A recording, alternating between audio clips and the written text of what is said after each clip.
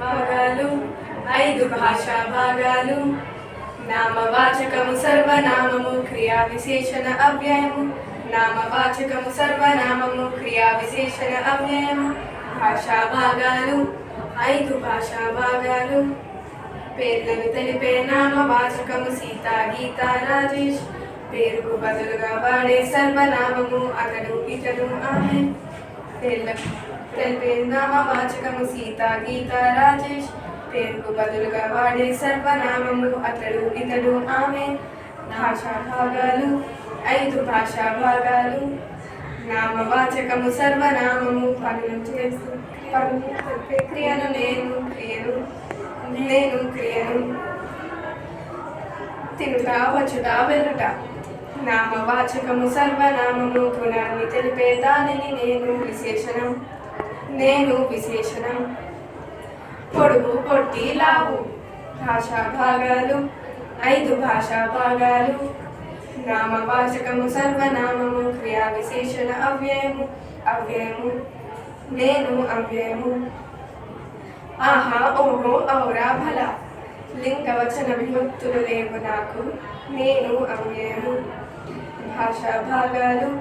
ఐదు భాషా భాగాలు నేను నామవాచకం అంటే పేర్లను తెలిపేది ఉదాహరణకి సీత గీత రేఖ ఆద్య మొదలైనవి ఇవి స్థానాల పేర్లను కూడా తెలుపుతాయి అంటే హైదరాబాద్ సికింద్రాబాద్ ముంబై చెన్నై మొదలైనవి ఇప్పుడు మనం ఎవరికైనా ఆమె వీటినే సర్వనామము లేదా ప్రణవం అని అంటారు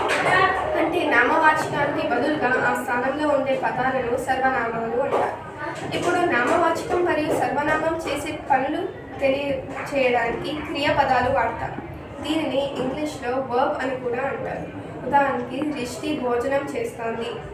రేఖ పుస్తకం రాస్తుంది మీరు నేను చెప్పిన మాటలు వింటున్నారు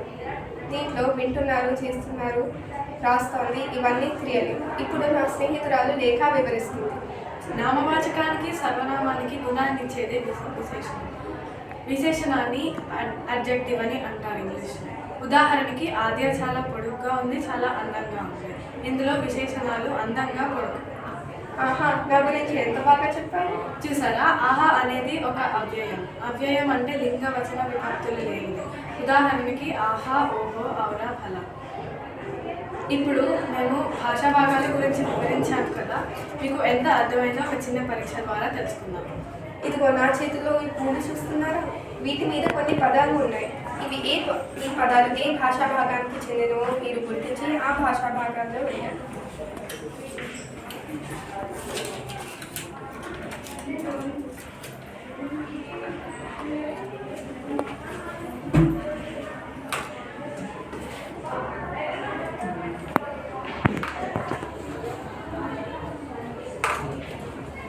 ధన్యవాదాలు Thank you.